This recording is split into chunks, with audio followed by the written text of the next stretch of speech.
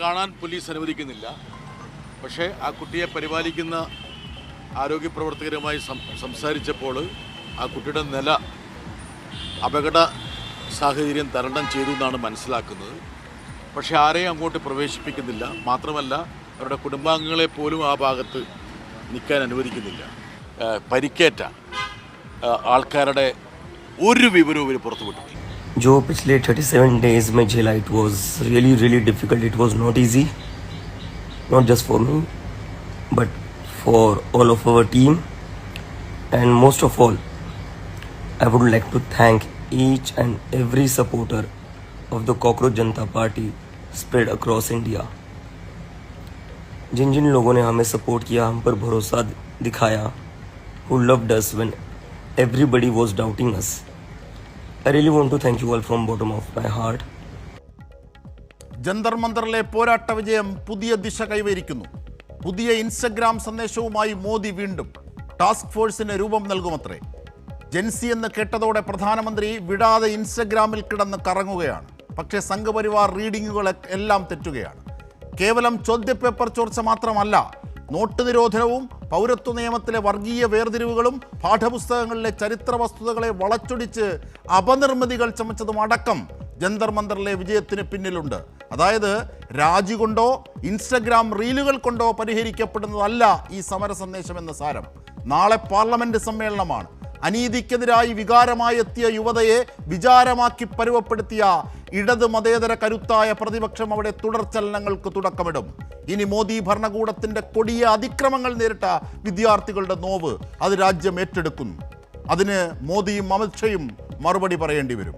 രാജിയിൽ തീരാത്ത വിജയതരംഗം, കോക്രോച്ച് ഇടത് കൂട്ടായ്മയുടെ സമര വിജയവും അനുരണനങ്ങളും നമുക്ക് ചർച്ച ചെയ്യാം. നമ്മുടെ ചർച്ചയെ സമ്പന്നമാക്കുന്ന അതിഥികൾ: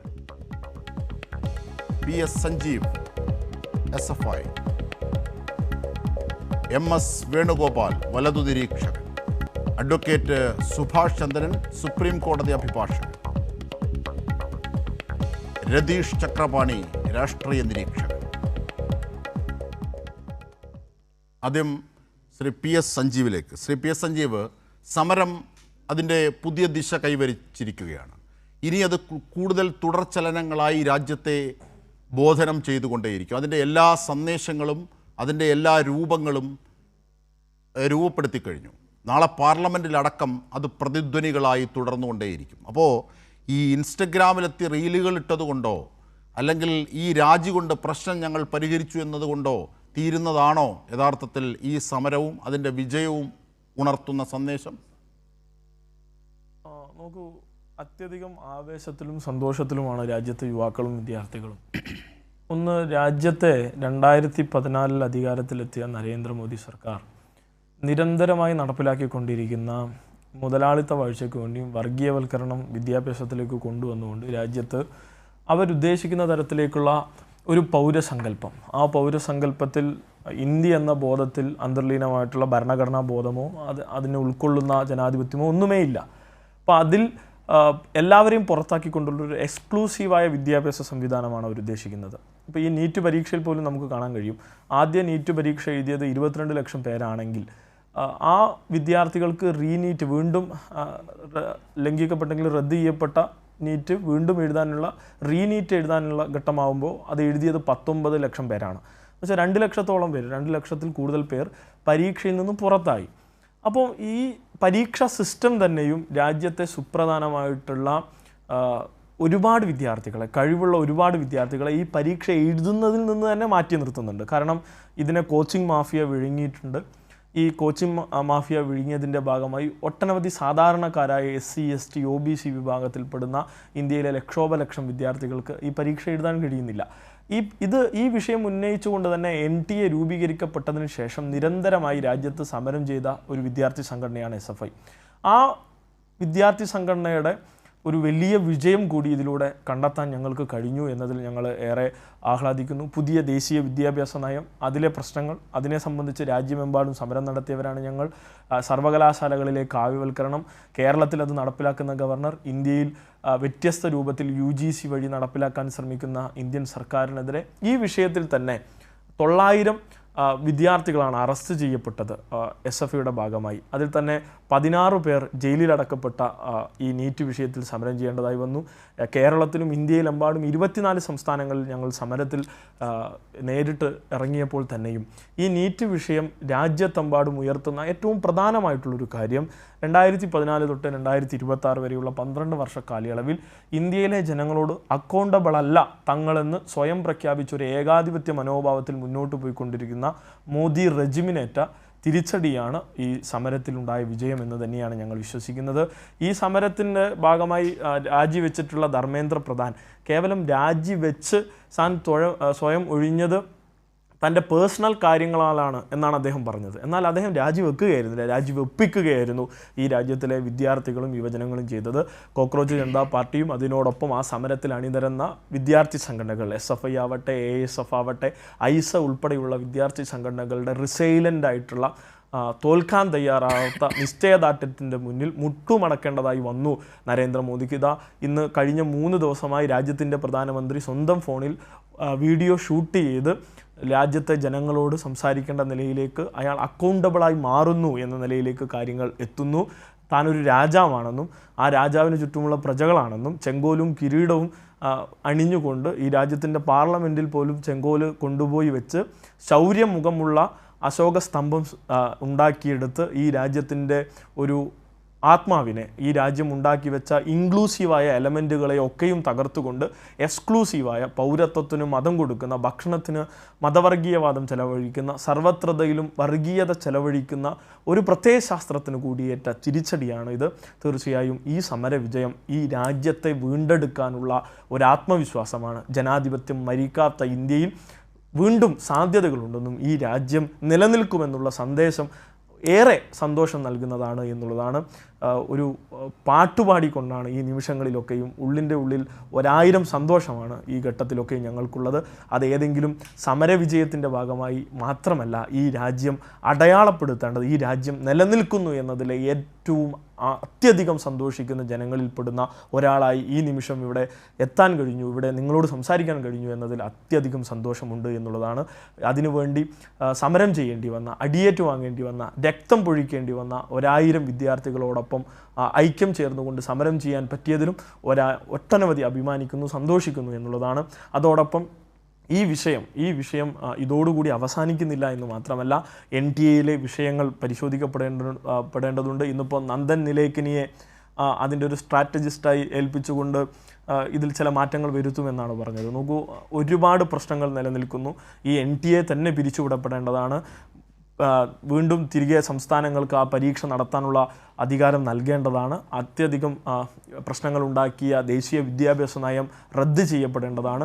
ഈ വിഷയങ്ങളൊക്കെയും രാജ്യത്തിൻ്റെ മുമ്പിൽ നിലനിൽക്കുന്നു. ആ വിഷയങ്ങളൊക്കെ ഉയർത്തിപ്പിടിച്ച് ഞങ്ങളുടെ സമരം തുടരും എന്നുള്ളത് തന്നെയാണ് ഞങ്ങൾക്ക് പറയാനുള്ളത്. തീർച്ചയായും ഞാൻ PS സഞ്ജീവിലേക്ക് വരാം. കാരണം ഈ സമരം CJP തുടങ്ങുന്നതിന് മുമ്പ് ഈ അനീതിയുമായി തുടങ്ങിയതാണ് SFI. അതിനുശേഷം CJPയുടെ ആ യുവതയുടെ വികാരത്തെ കൃത്യമായി വിചാരമാക്കി മാറ്റുകയും ആശയമാക്കി മാറ്റുന്നതിലും SFI അടക്കം ഇടത് മതേതര സംഘടനകൾ വഹിച്ച, പ്രതിപക്ഷം അടക്കം വഹിച്ച സമഗ്ര സംഭാവനകൾ ഓർക്കേണ്ടത് തന്നെയാണ്. ഇന്നിപ്പോൾ CJPയുടെ തന്നെ പ്രതിനിധികൾ ഇടത് സംഘടനകൾ അടക്കമുള്ളവർക്ക് അഭിവാദ്യങ്ങൾ ഏർപ്പെടുത്തി അവർ ട്വീറ്റ് ചെയ്യുകയും ചെയ്തു. ഞാൻ ശ്രീ MS വേണുഗോപാലിലേക്ക് എത്തുകയാണ്, വലത് നിരീക്ഷകൻ. ശ്രീ MS വേണുഗോപാൽ, ആദ്യം സമരത്തെ പുറങ്കാലുകൊണ്ട് അടിക്കാൻ ശ്രമിച്ചു. അതിനുശേഷം പല വിധത്തിലും നേരത്തെ ഉപയോഗിക്കുന്ന പല വിധത്തിലുമുള്ള ടൂളുകൾ ഉപയോഗിച്ചു. ദേശവിരുദ്ധത, ചൈന എലമെൻ്റ്, ഇങ്ങനെയൊക്കെ പലതും പറഞ്ഞു. പക്ഷേ അതിലൊന്നും ഈ രാജ്യം ചെവിക്കൊണ്ടില്ല. ഓരോ കുടുംബവും മിഡിൽ ക്ലാസ്സും ഏറ്റെടുത്തു ഈ സമരത്തെ. അങ്ങനെ സമരം രാജ്യത്ത് മുഴുവൻ പൂത്തുലയുന്നൊരു സംഭവത്തിലാണ് രാജി ഉണ്ടാകുന്നത്. ഈ വിദ്യാർത്ഥികളുടെ ആവശ്യങ്ങൾ അംഗീകരിക്കപ്പെടുന്നത്. പക്ഷേ അതുകൊണ്ട് തീരുമോ? നാളെ പാർലമെൻറ്റ് സമ്മേളനം തുടങ്ങുകയാണ്. ഈ അക്രമത്തിൽ പരിക്കേറ്റ് കിടക്കുന്ന വിദ്യാർത്ഥികളുണ്ട് അനേകം. അവരുടെ പ്രശ്നങ്ങളടക്കം ഇതിൻ്റെ തുടർചലനങ്ങളുണ്ടാകും. ഇപ്പോൾ നരേന്ദ്രമോദി തന്നെ വീണ്ടും ഇൻസ്റ്റഗ്രാമിലെത്തി. ആ പഴയ നേരത്തെ സഞ്ജീവ് സൂചിപ്പിച്ച പോലെ ആ ശൗര്യത്തിൻ്റെ നാടകീയ മുഖങ്ങളൊന്നുമില്ലാതെ ഇൻസ്റ്റഗ്രാമിലെ ഒരു സെൽഫി പാക്കേജ്ഡായ ഒരു ആ റീലോടുകൂടിയാണ് അദ്ദേഹം എത്തുന്നത്. അപ്പോൾ അദ്ദേഹവും കാര്യങ്ങൾ മനസ്സിലാക്കുന്നു, 56 ഇഞ്ച് ചുരുങ്ങുന്നു. അല്ലാതെ കേന്ദ്ര സർക്കാർ ഈ സമരത്തെ കണ്ടിരിക്കുന്നത് ഇത് സബ്സ്റ്റൻസ് ഉള്ള ഒരു സമരം എന്നുള്ള നിലയിൽ തന്നെയാണ്. അതുകൊണ്ടാണല്ലോ അവർ ഇതിൽ ചർച്ചയ്ക്ക് തയ്യാറായതും ചർച്ചയിൽ എന്തൊക്കെ പറഞ്ഞോ അതെല്ലാം അംഗീകരിക്കുകയും ചെയ്തത്. പിന്നെ ഇതിനകത്ത് തുടർ സമരം തുടരും എന്ന് പറഞ്ഞത് എന്തുകൊണ്ടാണെന്ന് എനിക്ക് മനസ്സിലാകുന്നില്ല. ഒരു പക്ഷേ നരേന്ദ്രമോദി തന്നെ അദ്ദേഹത്തിന് തന്നെ ഈ മെസ്സേജ് ലഭിച്ചിട്ടുണ്ടാവാം, ഇതൊരു തുടർ സമരമായിട്ട് പോകാനാണ് സാധ്യത എന്ന്. ഒരുപക്ഷെ അതുകൊണ്ടുകൂടി ആയിരിക്കാം അദ്ദേഹം ഇത്ര വേഗം ഇത് അവസാനിപ്പിക്കാനായിട്ട് മുന്നോട്ട് വന്നത്. കാരണം ഈ രാജ്യത്ത് അന്തഃഛിദ്രമുണ്ടാക്കി ഇവിടുത്തെ യുവാക്കളെ മുഴുവൻ ഇളക്കി വിട്ട് ഒരു പ്രക്ഷോഭമുണ്ടായി. ആ പ്രക്ഷോഭത്തിൽ താൻ പ്രതിയാകണ്ട എന്നും തന്റെ ഗവൺമെന്റ് അതിൽ പ്രതിയാകണ്ട എന്നും അദ്ദേഹം ധരിച്ചിരിക്കാം. അത് കൂടിയായിരിക്കാം ഇത് ഇത്ര വേഗം തീർക്കുന്നതിനുള്ള നടപടിയെടുത്തത്. കാരണം ധർമ്മേന്ദ്ര പ്രധാൻ എന്ന് പറഞ്ഞാൽ അവരെ സംബന്ധിച്ചിടത്തോളം ഈ ക്യാബിനറ്റിലെ ഒരു മൂന്നാമത്തെ പ്രധാനപ്പെട്ട മന്ത്രിയാണ്. അവർക്ക് അത്ര നിസ്സാരമായിട്ട് തള്ളിക്കളയാൻ പറ്റുന്ന ഒരാളല്ല. അതുകൊണ്ടാണ് ഈ തെറ്റുകൾ പലത് വന്നിട്ടും അവരത് ചവിട്ടി പിടിച്ചുകൊണ്ട് നിന്നതെന്നാണ് ഞാൻ മനസ്സിലാക്കുന്നത്. എന്തായാലും അത് തെറ്റ് തിരുത്താൻ തയ്യാറായിട്ടുണ്ട്. തെറ്റ് തിരുത്തി പുതിയ പരീക്ഷ നടത്തി. ആ പരീക്ഷ വളരെ സുസ്ഥിരമായിട്ട് നടന്നു. അപ്പൊ ഇനി തുടർചലനങ്ങൾ എന്താണ് എന്നുള്ളത് മനസ്സിലാകുന്നില്ല. ആ തുടർചലനങ്ങൾ ആവശ്യമുള്ളതാണോ, അത് ഇന്ത്യയിലെ ജനതയ്ക്ക് അക്സെപ്റ്റ് ചെയ്യാൻ പറ്റുന്നതാണോ എന്ന് എനിക്ക് സംശയമുണ്ട്. അങ്ങനെ ഇന്ത്യൻ ജനതയ്ക്ക് അക്സെപ്റ്റ് ചെയ്യാൻ പറ്റുന്നില്ല എന്നാണ് നേരത്തെയും അവരൊക്കെ കരുതിയിരുന്നത്. പക്ഷെ ആ ധാരണ മാറിയല്ലോ ശ്രീ എം എസ്. അതെ, ആ ധാരണ മാറിയത് ഒരു കാരണം കൊണ്ടാണ്. അതായത് ഈ പരീക്ഷയിൽ 25 ലക്ഷം ജനങ്ങൾ, വിദ്യാർത്ഥികൾ, അവരുടെ രക്ഷകർത്താക്കളൊക്കെ എടുത്താൽ ഏതാണ്ട് 1.5 കോടി ജനങ്ങളെ ഡയറക്റ്റ് ആയിട്ട് ഇത് ബാധിക്കുന്നതാണ്. അപ്പൊ ഇതിനകത്ത് തെറ്റ് വന്നിട്ടുണ്ടെന്നുള്ളത് കേന്ദ്ര ഗവൺമെന്റിന് അറിയാം. കേന്ദ്ര ഗവൺമെന്റ് തന്നെയാണ് ഇതിനെ ആദ്യമായിട്ട് തെറ്റാണെന്ന് കണ്ടുപിടിച്ചതും അതിന് പരിഹാരമായിട്ട് അവർ എൻക്വയറി ഉൾപ്പെടെയുള്ള കാര്യങ്ങൾ പുറപ്പെടുവിച്ചതും. അന്നൊന്നും ഈ സമരം ഉണ്ടായില്ല. സമരം ഉണ്ടായത് അതെല്ലാം കഴിഞ്ഞ് വളരെ വൈകി മാത്രമാണ്. 45 ദിവസം മുമ്പാണ് ഈ സമരം ശരിക്ക് ആരംഭിച്ചത്. ആ സമരത്തിന്റെ തുടക്കത്തിൽ പിന്തുണ സമരം ഉണ്ടായിരുന്നു. പക്ഷെ സമരം എന്ന് ഇപ്പം പ്രിയങ്ക ഗാന്ധി പറയുന്ന പോലെ എന്റെ പ്രതിപക്ഷ നേതാവ് രാഹുൽ ജി ഇതിനെ 2.5 വർഷം മുമ്പേ പ്രൊഡക്ട് ചെയ്തിരുന്നതാണ് ഇന്നലെ പ്രിയങ്ക പറഞ്ഞത്. എനിക്ക് മനസ്സിലാകുന്നില്ല എങ്ങനെ 2.5 വർഷം മുമ്പേ ഇതിനെ പ്രൊഡിക്ട് ചെയ്യുന്നത്. 2.5 വർഷം മുമ്പേ ഇത് പറഞ്ഞിരുന്നതാണ് അവർ. അപ്പൊ അത് എങ്ങനെയാണെന്ന് എനിക്ക് മനസ്സിലാകുന്നില്ല. എന്തായാലും 2.5 വർഷം മുമ്പേ ഞങ്ങൾ ഇത് പറഞ്ഞിരുന്നതാണെന്ന് പ്രിയങ്ക ഗാന്ധി ഇന്നലെ കരഞ്ഞുകൊണ്ട് പറയുന്നത് കേട്ടു. എന്നിട്ട് കുട്ടികളുടെ ഈ ത്യാഗ മനസ്സതയെ ഞാൻ പൂർവ്വധികം അഭിനന്ദിക്കുന്നു എന്നും പറഞ്ഞു. അതിന്റെ ഉദ്ദേശം എന്താണ്? അവർക്ക് പറ്റിയ പരാജയം ആണോ അവർ കരഞ്ഞുകൊണ്ട് പറഞ്ഞതെന്ന് എനിക്ക് മനസ്സിലാകുന്നില്ല. കാരണം ഈ സമരത്തിൽ പ്രതിപക്ഷമാണ് ഈ സമരം നയിക്കേണ്ടത്. നമ്മൾ സാധാരണഗതിയിൽ കമ്മ്യൂണിസ്റ്റുകാർ പണ്ട് മുതലേ പറയുന്നതാണ്, ഒരു പാർട്ടിയുടെ നേതൃത്വത്തിൽ അല്ലാത്ത ഒരു സമരം എന്ന് പറയുന്നത് അരാജകത്വമാണ്. അത് എവിടെ സമരം നടത്തിയാലും ഞാനത് കണ്ടുള്ളത്, അറിയപ്പെടുന്ന എല്ലാ കമ്മ്യൂണിസ്റ്റ് നേതാക്കളും പറഞ്ഞിട്ടുള്ളത്, ഒരു രാഷ്ട്രീയ പാർട്ടിയുടെ ലേബലിൽ അല്ലാത്ത ഏത് സമരവും അത് അരാജകത്വത്തിലേക്കും നമ്മൾ പ്രതീക്ഷിക്കാത്തത്ര കുഴപ്പങ്ങളിലേക്കും ചെന്ന് ചാടും എന്നുള്ളതാണ്. അപ്പൊ അത് ഇവിടെയും ആവർത്തിച്ചിട്ടുണ്ടോ എന്ന് പ്രിയങ്ക ഗാന്ധിക്ക് തോന്നിയിട്ടുണ്ടോ എന്ന് എനിക്കറിയില്ല. എം എസ് വേണുഗോപാൽ ഈ മെഴുക്കിയെടുക്കാൻ ആയി പുതിയ മേച്ചിൽപ്പുറങ്ങളിലേക്ക് പോവുകയാണ്. അത് നമുക്ക് മനസ്സിലാകും, നമുക്ക് ചർച്ച ചെയ്യാം, വെയിറ്റ് ചെയ്യാം. ശ്രീ എം എസ്, ഞാൻ തിരിച്ചെത്താം. അല്ല, കമ്മ്യൂണിസ്റ്റുകാരെ ചാരി പറയുമ്പോൾ അതിന്റെ ചരിത്രപരമായ വസ്തുതകളൊക്കെ ഉണ്ട്. അതിൽ ഒരുപാട് പ്രശ്നങ്ങൾ ഉണ്ടായിട്ടുണ്ട്, നമ്മളത് കണ്ടിട്ടുള്ളതാണല്ലോ. നമ്മുടെ അയൽ സംസ്ഥാനം അല്ല, ഈ അണ്ണാ ഹസാരെ നടത്തിയതും അങ്ങനെയായിരുന്നില്ലേ? ആ ഒരു ധാരയില്ലേ അതിന്? അല്ല, അണ്ണാ ഹസാരെ നടത്തിയ സമരത്തിൽ രാഷ്ട്രീയ പാർട്ടികളുടെ പൂർണ്ണ പിന്തുണയുണ്ടായിരുന്നു. പ്രതിപക്ഷത്തെ രാഷ്ട്രീയ പാർട്ടി ഇവിടെ ഉണ്ടല്ലോ. ഇവിടെ ഇല്ലായിരുന്നു. മാത്രമല്ല, അതിനകത്ത് കയറി പോരെന്നാണ് പലരും പറഞ്ഞത്. മനസ്സിലായില്ലേ? അതിനകത്ത് രാഹുൽ ഗാന്ധി അടക്കമുള്ള ഞാൻ സുഭാഷിലേക്കും അഡ്വക്കേറ്റ് സുഭാഷിലേക്കും ചക്രവാണിയിലേക്കും എത്താം. അതിനു മുമ്പ് സഞ്ജീവ് എന്തോ ഒന്ന് പറഞ്ഞു. എന്താണ്? നിങ്ങൾ ഈ സമരത്തിന് തുടക്കം മുതലേ ഉണ്ടായിരുന്നു. ആര് പറഞ്ഞു? അങ്ങ് ഇതൊന്നും കാണാത്തല്ലെങ്കിൽ അങ്ങ് പറയാത്തതാണ്. എന്ത് പ്രശ്നം എന്ന് വെച്ചാലേ, ഈ കോക്രോച്ചസിന്റെ നേതാവ് തന്നെ ഇന്ന് പറഞ്ഞിട്ടുണ്ട്, ഞങ്ങൾക്ക് ഇതിനൊരു പ്രത്യയശാസ്ത്ര മുഖവും ഇതിൽ എവിടെയൊക്കെ എന്തൊക്കെ നിലപാടെടുക്കണമെന്നും പല വിധത്തിലുള്ള എലമെൻറ്റുകൾ ഇതിലേക്ക് ഇടപെടുന്നതിൽ കൃത്യമായ രാഷ്ട്രീയ നിരീക്ഷണങ്ങളും കൃത്യമായ രാഷ്ട്രീയ പഠനങ്ങളും നടത്തി എന്ത് അഭിപ്രായം പറയണമെന്നും എങ്ങനെ മുന്നോട്ട് കൊണ്ടുപോകണമെന്നും ഒക്കെ സഹായിച്ചത് SFI ഉൾപ്പെടെയുള്ള സംഘടനകളാണ് എന്ന് അവർ തന്നെ പറഞ്ഞിട്ടുണ്ട്.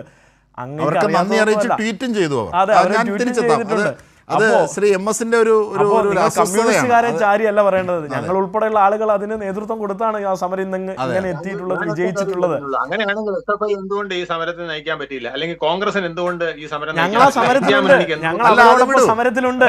നയിക്കാനുള്ളതല്ല, അവരുടേത് കൂടിയാണ് ഈ സമരം. എല്ലാത്തിന്റെയും മുന്നിൽ നിന്ന് ക്രെഡിറ്റ് വാങ്ങിയെടുക്കേണ്ട സമരങ്ങളുടെ രൂപമല്ല ഇത്. ഇതൊരു കോമൺ ഇഷ്യൂ ആണ്. നടത്തേണ്ടത് അങ്ങനെ ഒരു സമരമല്ല ഈ കേരളത്തിൽ, ഇന്ത്യയിലെ അല്ല ഏത് രീതിയിൽ സമരം ചെയ്യണമെന്ന് ഭരണത്തെ പിന്തുണയ്ക്കുന്നവർ പറയണ്ട. ആ സമരത്തിന് എന്താണ് മുഖം എന്നുള്ളത് അവർ പറഞ്ഞത്, സഞ്ജീവ് പറഞ്ഞതിൽ കൺവിൻസിംഗ് ആണ്, ഞങ്ങൾക്ക് കൺവിൻസിംഗ് ആണ്.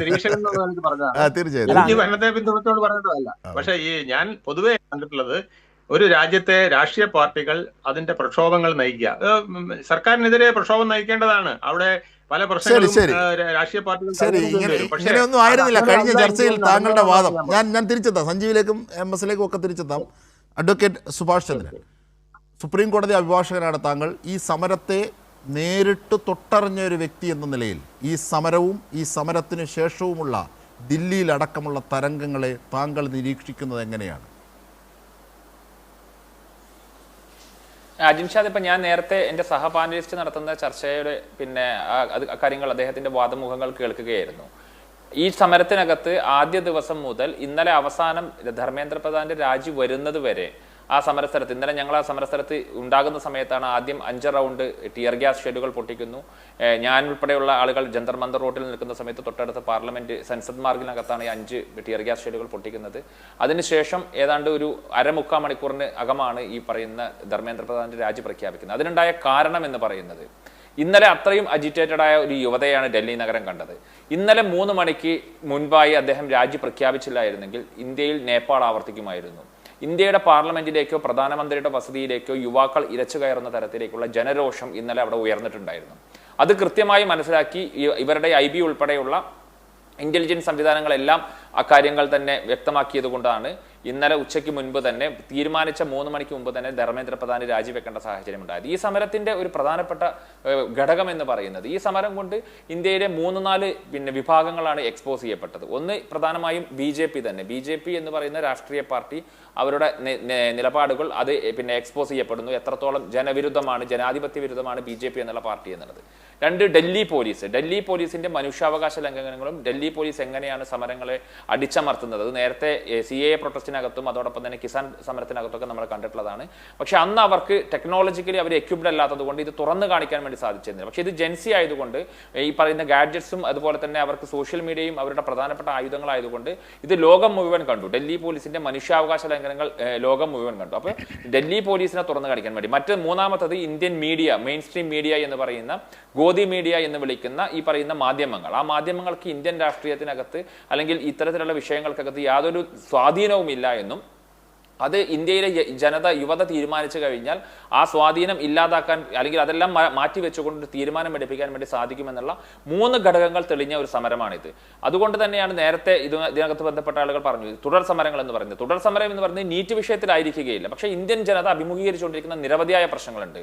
അതിപ്പോൾ അടുത്ത പ്രശ്നമായി വരുന്നത് E20 പെട്രോളുമായി ബന്ധപ്പെട്ടുകൊണ്ട്. നേരത്തെ പറഞ്ഞു ഏതാണ്ട് 1.5 കോടി ജനങ്ങൾ അല്ലെങ്കിൽ അവരുടെ രക്ഷിതാക്കളാണ് ഈ പ്രശ്നം അനുഭവിക്കുന്നത് എന്ന് പറയുന്ന സമയത്ത് അതിന്റെ എത്രയോ ഇരട്ടി വാഹന ഉപഭോക്താക്കളാണ് ഈ പറയുന്ന E20 എന്ന് പറയുന്ന ഒരു പെട്രോളിന്റെ ഇതുമായി ബന്ധപ്പെട്ടുകൊണ്ടുള്ള പ്രശ്നം അനുഭവിച്ചുകൊണ്ടിരിക്കുന്നത്. ഇപ്പൊ ഞാൻ സ്വന്തമായി എൻ്റെ വണ്ടിക്ക് തന്നെ മിനിയാന്ന് ഇത്തരത്തിലുള്ള ഒരു ബുദ്ധിമുട്ടുണ്ടാവുകയും അത് ടാറ്റയുടെ വർക്ക്ഷോപ്പിൽ കൊണ്ടുപോവുകയും ചെയ്യേണ്ട സാഹചര്യം ഉണ്ടായി. 2 വർഷം മുമ്പ് മാത്രം മേടിച്ച ഒരു പുതിയ വാഹനം ഇപ്പോൾ വീണ്ടും ഇത്തരത്തിലുള്ള എഞ്ചിൻ തകരാറ് മൂലം കൊണ്ടുപോകേണ്ട സാഹചര്യം. നിങ്ങൾ ഈ ആവശ്യമായിട്ടുള്ള പെട്രോൾ കുറഞ്ഞ വിലയ്ക്ക് നൽകുമെന്ന് പറഞ്ഞ് ഗഡ്കരി രാജ്യത്തെ കബളിപ്പിക്കുന്നു. 50 രൂപയ്ക്ക് 1 ലിറ്റർ പെട്രോൾ തരുമെന്ന് പറയുന്നു. എന്നിട്ട് ഇപ്പോൾ ഇതിനകത്ത് മായം ചേർത്ത പെട്രോൾ തരുന്നു. എന്നാൽ പെട്രോളിന് നിങ്ങൾ നൽകേണ്ട വില ഏതാണ്ട് 20% ഇതിനകത്ത് എഥനോൾ ചേർത്ത് തരുന്ന സമയത്ത് നിങ്ങൾ പൂർണ്ണമായും 1 ലിറ്റർ പെട്രോളിന്റെ പണം നൽകേണ്ടി വരുന്നു. അതേസമയം നിങ്ങൾക്ക് പൂർണ്ണമായും തരുന്നില്ല. ആ പണം കുറച്ച് തരണ്ടേ? അപ്പോൾ ഇതിന്റെ പുറകിൽ മുഴുവൻ ഈ എഥനോൾ ഉൽപ്പാദന കമ്പനികൾ ഗഡ്കരിയുടെ മക്കളുടേതാണ് എന്നുള്ള വാദം വരുന്നു. ഇപ്പൊ എല്ലാ കുന്തമുനകളും അടുത്ത കുന്തമുന ഗഡ്കരിയുടെ നേർക്ക് തിരിഞ്ഞിരിക്കുകയാണ്. അപ്പൊ ഇത്തരത്തിൽ നിരവധിയായ കറപ്ഷനുകൾ, നിരവധിയായ അഴിമതികൾ ഈ രാജ്യത്തെ ഭരണ സംവിധാനത്തിന്റെ ഭാഗമായി വരുന്നുണ്ട്. ഇത് മനസ്സിലാക്കിക്കൊണ്ട് തന്നെയാണ് ഏതെങ്കിലും തരത്തിൽ പിടിച്ചു നിൽക്കാൻ പറ്റുമെങ്കിൽ, ഇതൊരു പ്രസിഡന്റായി മാറിക്കഴിഞ്ഞാൽ, ഒരു രാജ്യം ഒരു പ്രസിഡന്റായി മാറിക്കഴിഞ്ഞാൽ സ്വാഭാവികമായും നിരന്തരമായി നിരവധി വിക്കറ്റുകളാണ് ഇനി ഉയരാൻ പോകുന്നത്. ഇത്തരത്തിലുള്ള വലിയ സമരങ്ങൾ ഇന്ത്യയിൽ ഉയർന്നു വരാൻ പോവുകയാണെന്നുള്ള നല്ല തിരിച്ചറിവ് സർക്കാരിനുണ്ടായിരുന്നു. പക്ഷെ അതിന് ഈ യുവതയുടെ ശക്തിക്ക് മുമ്പിൽ പിടിച്ചു നിൽക്കാൻ പറ്റാത്തതിന്റെ ഭാഗമായാണ് ഇപ്പൊ രാജിവെക്കേണ്ടി വന്നത്. ഇനിയും നിരവധിയായ സമരങ്ങൾ, വിവിധ വിഷയങ്ങൾക്കകത്ത് തുടർ സമരങ്ങൾ ഉയർന്നു വരും.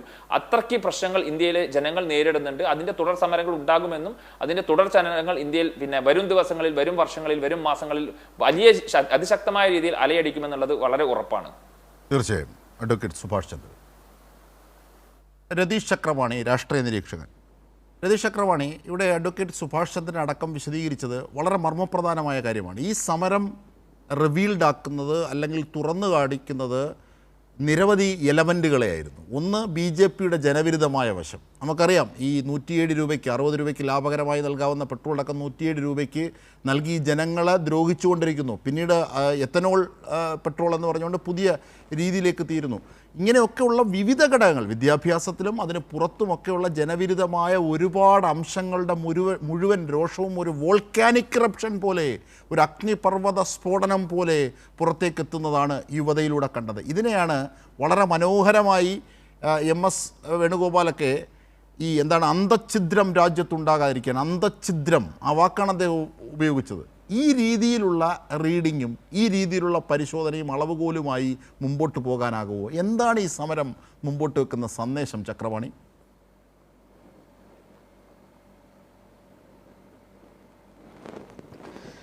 ഈ സമരം മുന്നോട്ട് വെക്കുന്ന സന്ദേശം അതിപ്രധാനമായിട്ടുള്ള ഒരു നാഴികക്കല്ലാണ് ഇന്ത്യയുടെ ചരിത്രത്തിൽ.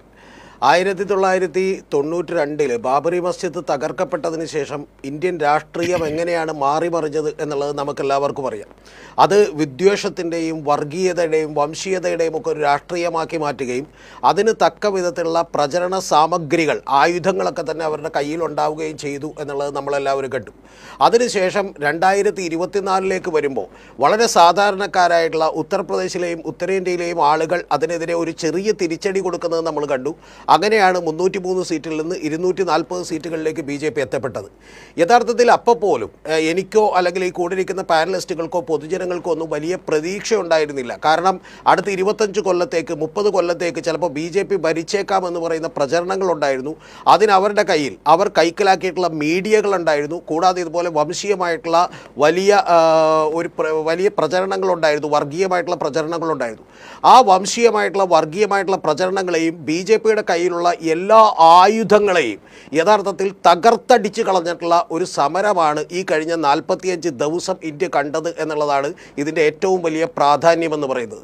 കാരണം നമ്മുടെ ഇന്ത്യ ചരിത്രത്തിൽ, ഇന്ത്യയുടെ കഴിഞ്ഞ സമീപകാല ചരിത്രങ്ങളിലെല്ലാം ഓരോ സ്റ്റേറ്റുകളും BJP പിടിച്ചെടുക്കുമ്പോഴൊക്കെ തന്നെ അവിടെ വർഗീയമായിട്ടുള്ള ചേരിതിരിവുകൾ ഉണ്ടാക്കാൻ അവർക്ക് കഴിഞ്ഞിരുന്നുവെങ്കിൽ അങ്ങനെ കഴിയാത്ത രീതിയിലുള്ള ഒരു വലിയ ന്യൂ ജെൻ വിപ്ലവം ഉടലെടുക്കുകയും അവർ തന്നെ യഥാർത്ഥത്തിൽ 2009-2010 കാലഘട്ടം മുതൽ ഉപയോഗിച്ചുകൊണ്ടിരുന്ന ഫേസ്ബുക്കും ഇൻസ്റ്റാഗ്രാമും വാട്സാപ്പും പോലെയുള്ള ആയുധങ്ങൾ അവർക്കെതിരെ തന്നെ ഏറ്റവും ഫലപ്രദമായി ഉപയോഗിച്ചുകൊണ്ട് അവരുടെ എല്ലാ കള്ളക്കഥകളെയും പൊളിച്ചെടുക്കുന്ന ഒരു ദൃശ്യമാണ് നമ്മൾ യഥാർത്ഥത്തിൽ കണ്ടത്.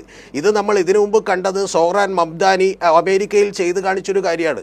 അപ്പോൾ അതേപോലെ തന്നെ അല്ലെങ്കിൽ അതിനേക്കാൾ കൂടുതൽ ശക്തമായി ഇന്ത്യയിലും ഇത്തരത്തിലുള്ള പുതിയ യുവതക്ക് കഴിഞ്ഞിരിക്കുന്നു എന്നുള്ളതാണ് ഈ സമരത്തിൻ്റെ ഏറ്റവും വലിയ പ്രാധാന്യമെന്ന് പറയുന്നത്. ഈ സമരം ഉണ്ടാകുമ്പോൾ പോലും നമ്മൾ ശ്രദ്ധിക്കേണ്ട കുറച്ച് കാര്യങ്ങളുണ്ട്. ഇപ്പോൾ കഴിഞ്ഞ ദിവസങ്ങളിൽ കേരളത്തിലെ ഏറ്റവും പ്രശസ്തമായിട്ടുള്ള ഏറ്റവും വലിയ മുത്തശ്ശി പത്രം അതിൻ്റെ ചാനൽ ഒരു വാർത്ത കൊടുത്തത് നമുക്കെല്ലാം അറിയാം. അതായത് വയനാട്ടിലെ ഒരു പയ്യൻ വന്നു നിന്ന് ഖുർആനിലെ വാക്യങ്ങൾ ഉന്നയിച്ചുകൊണ്ട് ഇത് ലോകാവസാനമാണെന്നൊക്കെ പറഞ്ഞു എന്ന് പറഞ്ഞുകൊണ്ട്. യഥാർത്ഥ കാരണം എന്താണ്? ആ പയ്യൻ മാനസികാരോഗ്യത്തിന് ചികിത്സ തേടിയിട്ടുള്ള ഒരു പയ്യനാണ്, അറിയാതെ ഡൽഹിയിൽ എത്തിപ്പെട്ടൊരു പയ്യനാണ്. പക്ഷേ ഇതുപോലും ഈ പറയുന്ന റൈറ്റ് വിങ് അജണ്ടകളൊക്കെ തന്നെ എങ്ങനെയാണ് ഇതിനകത്ത് പോലും ഒരു വർഗീയമായ ചേരിതിരിവുണ്ടാക്കാൻ വേണ്ടി ഉപയോഗിച്ചത് എന്നുള്ളത് നമ്മൾ കണ്ടതാണ്. ഏറ്റവും ഒടുവിൽ ഏതോ ഒരു യൂട്യൂബ് ചാനൽ നടത്തുന്ന ഒരു പയ്യൻ, OK അനസ് എന്ന് പറയുന്ന ഒരു പയ്യൻ വന്നിരുന്ന് കുറച്ച് വേണ്ടാത്ത വർത്തമാനങ്ങൾ പറഞ്ഞതും ഇവർ ഈ സമരത്തിൻ്റെ അകത്തുള്ള ആരെങ്കിലുടെയും ഒരു ഒഫീഷ്യൽ ജിഹ്വായി ഉയർത്തിക്കാട്ടാനൊക്കെ കേരളത്തിലെ ചില ഈ പറയുന്ന പോലെ മാധ്യമങ്ങളൊക്കെ തന്നെ ശ്രമിച്ചിരുന്നു. ആ മാധ്യമങ്ങൾ, അതായത് സോഷ്യൽ മീഡിയയിലെ ചില ആളുകളൊക്കെ തന്നെ ശ്രമിച്ചിരുന്നു. ഇത്തരത്തിലുള്ള ശ്രമങ്ങളെ എല്ലാവരെയും, അതായത് ഈ പറയുന്ന യഥാർത്ഥ ഇന്ത്യയുടെ യഥാർത്ഥ പ്രശ്നങ്ങൾ ഞങ്ങൾ ചർച്ച ചെയ്യുമെന്ന് ഒരു യുവജനത വളരെ കരുത്തോടുകൂടി വിളിച്ചു പറയുകയും അതിന് പരിഹാരം കണ്ടേ തീരുമെന്ന് പറയുകയും ആ സമരത്തിന് ഇടങ്കോലിടാൻ വേണ്ടിയിട്ട് നിങ്ങൾ ഒരു മതവും ജാതിയും വംശവും അതുപോലെ ദേശവും പറഞ്ഞു വരണ്ട എന്നും പകരം ഇത് ഈ പറയുന്നത് വേദനിക്കുന്ന 22 മരിച്ചുപോയ കുട്ടികളുടെ 93 കുട്ടികളുടെ ആത്മാവിനും അവരുടെ പ്രയത്നത്തിനുമൊക്കെ നീതി കിട്ടാൻ വേണ്ടിയിട്ടുള്ള ഒരു സമരമാണെന്നും ഇന്ത്യയോടും ലോകത്തോടുമൊക്കെ ഉറക്കെ വിളിച്ചു പറയുന്നതാണ് നമ്മൾ കണ്ടത്.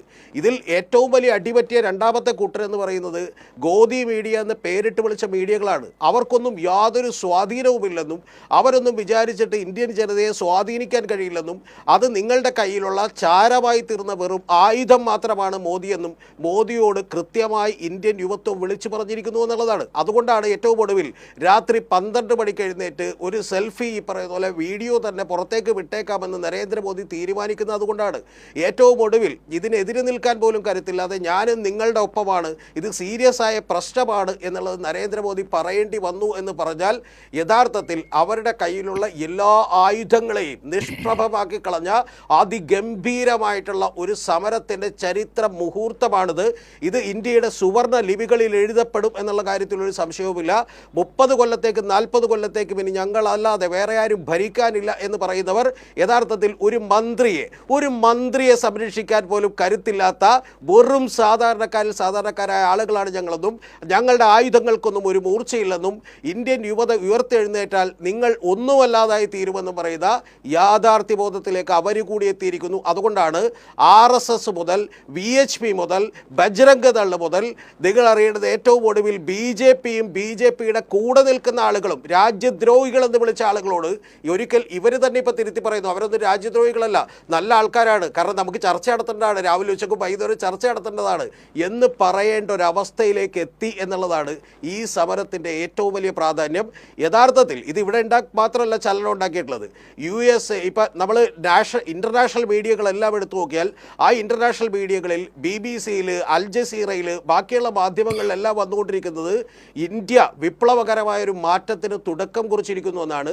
തീർച്ചയായിട്ടും ഇവിടെ PS സഞ്ജീവ് പറഞ്ഞതുപോലെ വളരെ ആഹ്ലാദത്തിൽ മാത്രമല്ല, യഥാർത്ഥത്തിൽ രോമങ്ങൾ എഴുന്നേറ്റ് നിൽക്കുന്ന വലിയ ആവേശത്തിലാണ് ഞാൻ ഈ സമരത്തിൻ്റെ ഏറ്റവും ഈ തുടക്കം എന്നുള്ള നിലയ്ക്ക് ഇതിനെ കാണുന്നത്. ഒരു കാര്യവും കൂടി പറഞ്ഞുകൊണ്ട് അവസാനിപ്പിക്കാം, ഒരൊറ്റ വാചകവും കൂടി. ഇനി ഏത് വലിയ ഈ രാജ്യത്തെ ബാധിക്കുന്ന ഏത് പ്രശ്നത്തിനിടയിലോട്ടും മതം തിരുകാനും വംശീയത തിരുകാനും അതിൽ ഏതെങ്കിലും ഒറ്റപ്പെട്ട അഭിപ്രായങ്ങൾ എടുത്തു വെച്ചുകൊണ്ട് വലിയ തോതിൽ വർഗീയ വികാരം സൃഷ്ടിക്കാനുമുള്ള ശ്രമങ്ങൾ നടത്താൻ മീഡിയകളും നമ്മുടെ ഇവിടുത്തെ പറയുന്ന പോലെ വർഗീയത മാത്രം ചവച്ച് തിന്നുന്ന ചില സോഷ്യൽ മീഡിയ മാധ്യമങ്ങളടക്കം ഭയപ്പെടുന്ന അവസ്ഥയിലേക്ക്, അത് ചെയ്താൽ അടികിട്ടുമെന്ന് പറയുന്ന അവസ്ഥയിലേക്ക് ഇന്ത്യ രാജ്യം എത്തിച്ചേർന്നിരിക്കുന്നു. അതാണ് ഇന്ത്യൻ യുവത നൽകുന്ന ഏറ്റവും വലിയ പ്രതീക്ഷ, ഏറ്റവും വലിയ പൊൻകിരണം. തീർച്ചയായും MS വേണുഗോപാൽ, അങ്ങനെ രോമഹർഷം നടത്തുന്ന വലിയ രീതിയിലുള്ള സർഗാത്മകത തുന്നിച്ചേർക്കുന്ന ഒരു കവിതയായി ഈ യുവജനതയുടെ സമരത്തെ കാണുന്നവരുണ്ട്. ഇനി പറയൂ, താങ്കൾ ഇപ്പോൾ കരുതുന്നുണ്ടോ ഇതിൽ ആൻറ്റി സോഷ്യലായ, ആൻറ്റി നാഷണലായ, സാമൂഹ്യ വിരുദ്ധവും ദേശവിരുദ്ധവുമായ എലമെൻറ്റുകളുണ്ട്, ഘടകങ്ങളുണ്ട് എന്ന് താങ്കൾ ഇനി കരുതുന്നുണ്ടോ? 1957 ഇവിടെ കമ്മ്യൂണിസ്റ്റ് പാർട്ടി അധികാരത്തിൽ വന്നു. 59 വലിയ വിമോചന സമരം നടന്നു. അന്ന് ആ വിമോചന സമരം കേരളം ഒട്ടാകെ ഇളക്കി മറിച്ചപ്പോൾ കമ്മ്യൂണിസ്റ്റ് പാർട്ടികൾ പറഞ്ഞത് എന്താണ്? അത് അമേരിക്കയുടെ ചാരപ്പണിയാണ്, അമേരിക്കയുടെ കാശ് വാങ്ങിച്ചുകൊണ്ട് ഇവിടെ നടത്തിയ അതിവിപ്ലവമാണ്. അത് തെളിഞ്ഞതുപോലെ ഇവിടെ അവര് BJP പറയുന്നതും അത് തന്നെയാണ്. BJPയുടെ മറ്റ് സഹയാത്രികരും പറയുന്നത് അത് തന്നെയാണ്. ഇപ്പോൾ നടന്ന പിരിച്ചുവിടുകയാണ് ചെയ്തത് കേന്ദ്രം. അപ്പോ ഇവിടെ അങ്ങനെയല്ലല്ലോ, ഇവിടെ സ്വയം രാജിവെക്കേണ്ടി വന്നതല്ലേ വിദ്യാഭ്യാസ മന്ത്രിക്ക്. താങ്കൾ എന്തുദ്ദേശിച്ചാണ് ഇതൊക്കെ ഇടുന്നതെന്ന് മനസ്സിലായി. പക്ഷെ ഞാൻ ചോദിക്കുന്ന MS ഒറ്റ കാര്യം, എങ്ങനെയാണ് രാജിവെക്കേണ്ടി വന്നത്? എങ്ങനെയാണ് ഈ റീലുകൾ പ്രധാനമന്ത്രിക്ക് ഇടേണ്ടി വന്നത്? അതാണ് എന്റെ സംശയം. ഞാൻ ചോദിക്കുന്നതല്ല. അങ്ങനെയാണെങ്കിൽ എന്തുകൊണ്ടാണ് അന്നത്തെ പ്രക്ഷോഭത്തെ ഈ അമേരിക്കക്കാര് അത്രയും കാലം മുമ്പേ, അതായത് നമ്മളൊക്കെ ജനിക്കുന്നതിന് മുമ്പേ നടന്ന ആ പ്രക്ഷോഭത്തിന് പോലും നമ്മൾ അമേരിക്കയുടെ ബന്ധം പറയുന്നുണ്ട്. ഇന്നിപ്പോ ഇപ്പൊ ഞാൻ ചോദിക്കട്ടെ, ഇവിടെ ഒരു കമ്മ്യൂണിസ്റ്റ് പാർട്ടിയുടെ ഗവൺമെന്റ് തീർന്നപ്പോ ഈ പറഞ്ഞ മാധ്യമങ്ങളൊക്കെ ഉണ്ടല്ലോ, ഇപ്പൊ എനിക്ക് മുമ്പ് സംസാരിച്ച ആൾ പറഞ്ഞ മാധ്യമങ്ങളെല്ലാം കൊട്ടിഘോഷിച്ചിട്ടുണ്ട് ഇന്ത്യയിൽ കമ്മ്യൂണിസം എന്ന് പറഞ്ഞത് ഇല്ലാതായി എന്ന്. അപ്പൊ അതിനെ അവർ അംഗീകരിക്കുന്നുണ്ടോ? ഈ ചാനലുകളുടെയും ഈ ഏത് രീതിയിലാണ് ജനങ്ങൾ കേൾക്കുന്നുണ്ട്, അവരെല്ലാം പറഞ്ഞത് ഇന്ത്യയിൽ കമ്മ്യൂണിസം നശിച്ചു എന്നാണ്, തീർന്നു എന്നുള്ളതാണ്. അപ്പൊ ഇത് പറയുന്നവർ തന്നെയാണ് ഈ മറ്റേതും പറയുന്നത്. ഇന്ത്യ സ്പേസ് ഷട്ടിൽ വിക്ഷേപിച്ചു എന്ന് പറഞ്ഞാൽ അത് വാർത്തയാവൂ? ഈ മാധ്യമങ്ങൾക്ക് ഏതെങ്കിലും വാർത്തയാവും? പക്ഷെ ഇവിടുത്തെ പട്ടിണി വാർത്തയാവും, BBC-ക്ക് വാർത്തയാവും, അതുപോലെ തന്നെ അമേരിക്കയിലെ ചാനലുകൾക്ക് വാർത്തയാവും. അവരെപ്പോഴും അത് തന്നെയാണ് നോക്കിക്കൊണ്ടിരിക്കുന്നത്. ഇന്ത്യയെ നല്ലത് പറയാൻ ഈ ചാനലുകൾ ഏതെങ്കിലും കാലഘട്ടത്തിൽ തയ്യാറായിട്ടുണ്ടോ? ട്രംപിന്റെ ഏറ്റവും വലിയ സുഹൃത്താണ് മോദി. പ്രവർത്തനങ്ങൾ നടക്കുന്ന കാര്യങ്ങളെ മാത്രമാണ്. ഇന്ത്യക്ക് നല്ലത് വരുന്നതെന്നും അവരൊരിക്കലും അത് തന്നെ ഒരു ടെസ്റ്റ് ഡോസ് ആണ്. കമ്മ്യൂണിസ്റ്റ് പാർട്ടി ഇന്ത്യയിൽ തകർന്നു എന്ന് പറയുന്നത് കമ്മ്യൂണിസ്റ്റ് പാർട്ടിയെ അവിടെ വിടൂ. ഇവിടെ ഈ ഒരു സിനാരിയോയിൽ, ഈ രാഷ്ട്രീയ സിനാരിയോയിൽ അങ്ങനെ യോജിപ്പിക്കാനോ താരതമ്യം ചെയ്യാൻ പെടുത്താനോ ആവുന്നില്ല. താങ്കൾ ഇത് അരിയെയും പയറിനെയും താരതമ്യം ചെയ്യുന്നത് പോലെ പോലുമല്ല, അതിനേക്കാൾ വൈരുദ്ധ്യമാണ്. ഞാൻ ഒറ്റ കാര്യം MS ചോദിക്കുന്നത്, ഇപ്പോഴത്തെ സമരം അല്ല, കേൾക്കൂ, ഇപ്പോഴത്തെ സമരം നേരത്തെ നിരീക്ഷിച്ചതുപോലെ സാമൂഹിക വിരുദ്ധവും ദേശവിരുദ്ധവുമായ എലമെന്റുകളുടെ സമ്മേളനമാണെന്ന് താങ്കൾ കരുതുന്നുണ്ടോ? അല്ല, ഞാൻ ചോദിക്കട്ടെ, എന്തുകൊണ്ട് ഇവിടുത്തെ ഔദ്യോഗിക പാർട്ടികൾക്ക് ഈ സമരം സംഘടിപ്പിക്കാൻ കഴിഞ്ഞില്ല? മറ്റ് ഏജൻസി ഇത്തരം ഒരു സമരം സംഘടിപ്പിച്ചു, അതിന്റെ ക്രെഡിറ്റ് മാത്രമേ എടുക്കുന്നുള്ളൂ. 2.5 വർഷം മുമ്പേ ഞാനിത് പറഞ്ഞു എന്ന് രാഹുൽ ഗാന്ധിയുടെ സഹോദരി വന്ന് പറയുകയാണ്. ഞങ്ങൾ ഇത് പറഞ്ഞു 2.5 വർഷം മുമ്പേ പറഞ്ഞു. എന്തുകൊണ്ട് 2.5 വർഷം മുമ്പേ പറഞ്ഞ ആ പാർട്ടിക്ക് ഇന്ത്യയുടെ പ്രതിപക്ഷ നേതാവ് ക്യാബിനറ്റ് റാങ്ക് കൊടുത്ത് നമ്മളെ എഴുതിയിരിക്കുന്ന പ്രതിപക്ഷ നേതാവ് ഈ സർക്കാർ എന്ത് തെറ്റ് ചെയ്തു, ആ തെറ്റ് അത് നമുക്ക് ചർച്ച ചെയ്യാം. ആ പ്രതിപക്ഷത്തെ നന്നാക്കുന്ന പണി നമുക്ക് പിന്നീട് ചെയ്യാം. ശ്രീ വേണുഗോപാൽ, ശ്രീ MS, എനിക്ക് ചോദിക്കാനുള്ള ഒറ്റ കാര്യം ഇതാണ്.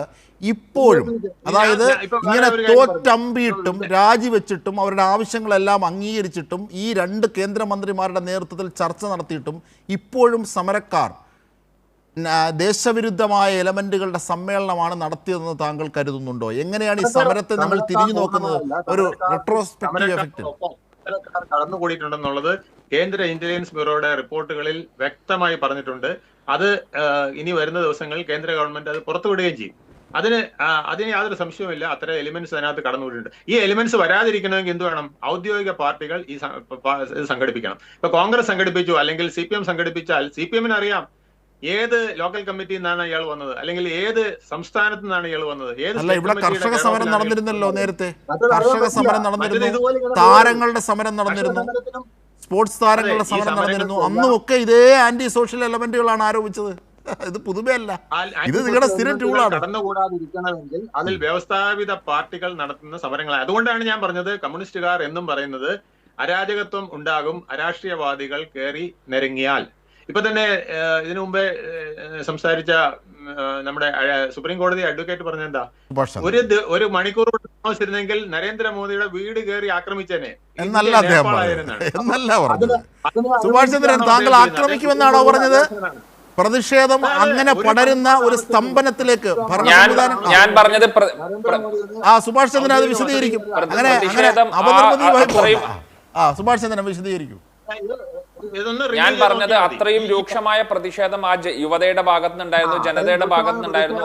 അത്തരത്തിലുള്ള ആ പ്രതിഷേധത്തിന്റെ ഒരു ഗൗരവം ഇന്റലിജൻസ് ബ്യൂറോ സർക്കാരിന് നൽകിയത് കൊണ്ട് തന്നെയാണ് സർക്കാരിന് ഈ രാജി തീരുമാനത്തിലേക്ക് പോകേണ്ടി വന്നത്. അത്രയും രൂക്ഷമായ രീതിയിലുള്ള പ്രതിഷേധം ജനതയുടെ ഭാഗത്തുനിന്നുണ്ടായിരുന്നു. ഒരു നേപ്പാൾ ആവർത്തിക്കുന്ന തരത്തിലേക്ക് പോകുമായിരുന്ന സാഹചര്യം ഉണ്ടായിരുന്നു എന്ന് ഇന്റലിജൻസ് ബ്യൂറോ അത്തരം റിപ്പോർട്ടുകൾ നൽകിയിട്ടുണ്ട് എന്നുള്ളതാണ് ഞാൻ പറഞ്ഞത്. രാഷ്ട്രീയ പാർട്ടിക്ക് എൻകറേജ് ചെയ്യാൻ പറ്റുമോ? ഇത് ഇന്ത്യയിലെ സുപ്രീം കോടതിയിൽ പ്രാക്ടീസ് ചെയ്യുന്ന ഒരു അഭിഭാഷകൻ എൻകറേജ് ചെയ്യാൻ പറ്റുമോ? MS വേണുഗോപാൽ, ഞാൻ ചോദിക്കുന്നത് ആ സാഹചര്യത്തിലേക്ക് ഇന്ത്യയിലെ യുവതയെ എത്തിച്ചതാരാണ്? അതാണ് ഒരു ജെനുവിൻ കോസ് ഇല്ലാതെ ഈ രീതിയിൽ ഒരു പ്രതിഷേധം രൂപപ്പെടുമോ? കേന്ദ്ര ഗവൺമെന്റ് അതിന് മാറ്റം വരുത്തിയത്. ഈ വന്ന സംവിധാനത്തിൽ എന്തെങ്കിലും അപാകതകൾ ഉണ്ട്. ആ അപാകതകൾ വളരെ ജെനുവിൻ ആണെന്ന് തോന്നിയുകൊണ്ടാണ് അത് കറക്റ്റ് ചെയ്തത്. ആ കറക്റ്റ് ചെയ്തത് ആരുടെ പിൻബലത്തിലാണ് എന്നുള്ളതാണ് എന്റെ ചോദ്യം. ഇന്ത്യയിലെ വ്യവസ്ഥാപിത രാഷ്ട്രീയ പാർട്ടികളുടെ പിൻബലത്തിലാണെങ്കിൽ അതിൽ തീർച്ചയായിട്ടും ക്രെഡിബിലിറ്റി ഉണ്ട്. അപ്പൊ ഇന്ത്യയിലെ അത് താങ്കൾ ഇപ്പോൾ പറയുന്ന വാദങ്ങളാണ്. കർഷക സമരത്തിൽ വളരെ ക്രെഡിബിളായ അക്കൗണ്ടബിളായ ഇടത് സമരമായിരുന്നല്ലോ നടന്നത്. എന്താണ് താങ്കൾ അതിനെക്കുറിച്ച് പറയുന്നത്? അതുപോലെ തന്നെ സ്പോർട്സ് താരങ്ങളുടെ സമരങ്ങൾ അന്നും അക്കൗണ്ടബിൾ ആയിരുന്നല്ലോ, നമുക്കറിയാമല്ലോ അവരെയൊക്കെ. അപ്പോ അതിലെന്തിനാണ് ആന്റി നാഷണൽ എലമെന്റ് അന്ന് പറഞ്ഞിരുന്നത്? അപ്പൊ ഇതൊക്കെ വെറും കാരണങ്ങൾ മാത്രമല്ലേ വേണുഗോപാൽ? കാരണം മാത്രമല്ല, ഇപ്പൊ അടുത്ത സാധനം വന്നിരിക്കുകയാണ്. E20 JP Janata party EJP. അപ്പൊ EJP ഇനിയിപ്പോ വരും. CJPക്ക് കഴിഞ്ഞ് ഇപ്പൊ EJP വരും.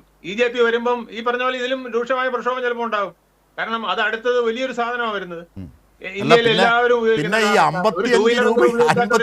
55 രൂപയ്ക്ക് ലാഭകരമായി കൊടുക്കാവുന്ന പെട്രോൾ 107 രൂപയ്ക്ക് നാടിന് നൽകിക്കൊണ്ടിരിക്കുന്നു. ഇതെല്ലാം വാങ്ങി ഉപയോഗിക്കുന്ന ഹതഭാഗ്യർ കോടിക്കണക്കിന് ഇന്ത്യയിൽ മാത്രമല്ല ഇവിടെ നിന്ന് പെട്രോൾ കൊണ്ടുപോകുന്നവർ പോലും 60 രൂപയ്ക്ക് അവിടെ വിൽക്കുന്നു മറ്റു രാജ്യങ്ങളിൽ, സമീപ രാജ്യങ്ങളിൽ. എന്നിട്ട് ഞങ്ങൾ ഇന്ത്യൻ പൗരന്മാർ മേടിക്കേണ്ടി വരുന്നത് 107 രൂപ. ഇങ്ങനെ അനീതിയുമായി അങ്ങ് തുടരാമെന്ന് വിചാരിച്ചോ? MS വേണുഗോപാൽ, ഞാൻ താങ്കളിലേക്ക് തിരിച്ചെത്താം.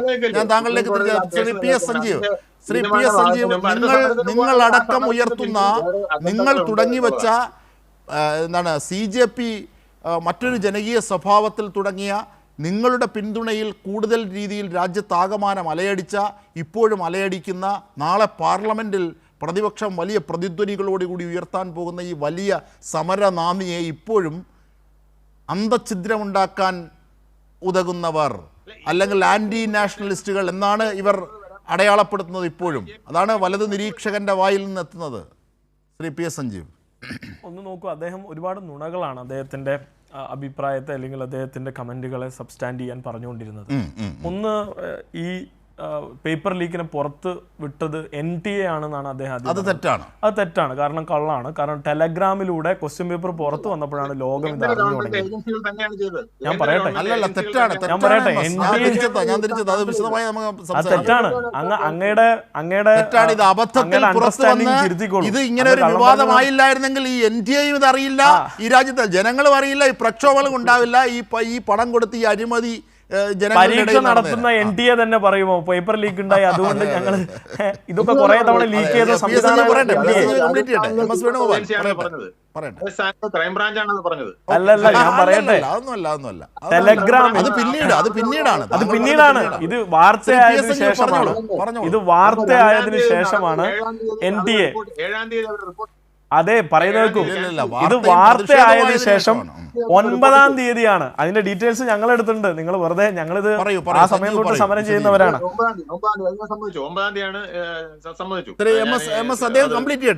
ഞാൻ പറയട്ടെ, മെയ് 12-നാണ് ഈ പരീക്ഷ റദ്ദാക്കപ്പെടുന്നത്.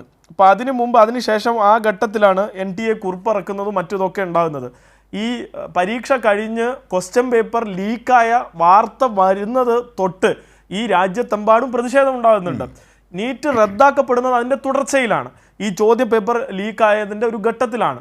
അതിൻ്റെ പ്രതിഷേധങ്ങളൊക്കെ തുടങ്ങിക്കഴിഞ്ഞതിന് ശേഷമാണ് ഈ റദ്ദാക്കൽ പ്രക്രിയയിലേക്ക് വരുന്നത്. അപ്പോൾ അങ്ങയുടെ അതിലെ അണ്ടർസ്റ്റാൻഡിങ് തെറ്റാണ്.